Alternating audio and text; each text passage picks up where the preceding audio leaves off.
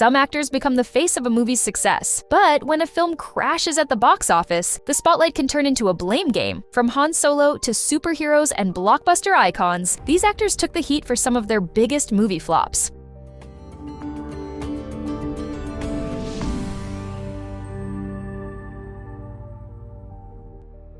Tom Cruise helped turn the Mission Impossible franchise into a powerhouse. But one movie became a rare case where critics blamed the star himself for a box office disappointment. In 2017, Cruise headlined The Mummy, a film meant to help launch Universal's Dark Universe. Despite earning $409 million worldwide, the movie's enormous costs meant Deadline estimated the studio would lose about $95 million. Critics were especially harsh on Cruise's role in the project. Rather than focusing only on the story, several reviews argued that the film felt too much like a typical Cruise vehicle, and that his style clashed with the material, making him a central target when the movie failed.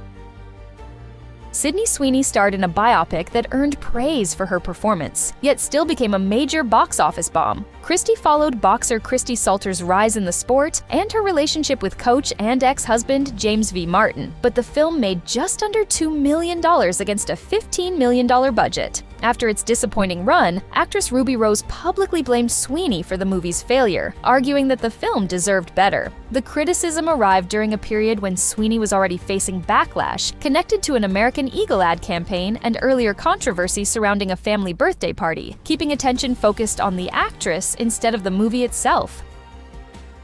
Chris Hemsworth went from playing one of Hollywood's biggest superheroes to being called the weakest part of a major movie flop. In 2015, Hemsworth starred in Black Hat as hacker Nicholas Hathaway, but audiences largely stayed away. The film earned only $19.6 million against a $70 million budget, making it a major box office disappointment. Critics were especially tough on Hemsworth's performance, with reviews singling him out as the film's biggest problem. What made the story even more surprising is that Hemsworth later agreed with much of the criticism, admitting he didn't enjoy what he did in the movie and felt the performance came across as flat. Alden Ehrenreich stepped into one of the most famous roles in movie history, and when the movie struggled, the spotlight turned straight toward him. Solo, a Star Wars story, had a cast packed with big names and told the origin story of Han Solo, but it underperformed at the box office, bringing in about $393 million worldwide against a $275 million budget. Afterward, producer Kathleen Kennedy pointed to a major challenge, making a Han Solo story without Harrison Ford. Kennedy acknowledged that fans may not have been ready to see anyone else in the role, meaning Ehrenreich became closely associated with what was labeled the first Star Wars movie to flop.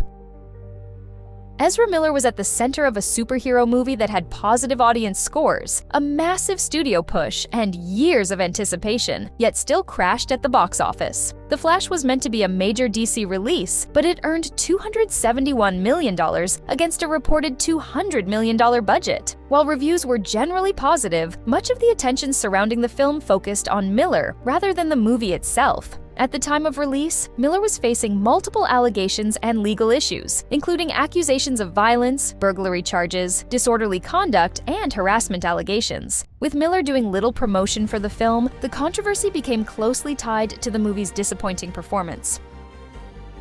Eddie Murphy starred in one of the biggest box office disasters of the century, and even he later admitted it belonged among his worst movies. The Adventures of Pluto Nash was a massive financial failure, earning only $7 million against a $100 million budget. Critics were brutal, with some calling Murphy's work the weakest part of the film and describing his performance as if he was simply going through the motions. The criticism became so widespread that Murphy himself later listed the movie among his worst projects. Even director Ron Underwood acknowledged that the film failed to turn out the way they had hoped, adding to the perception that Murphy was closely tied to its downfall.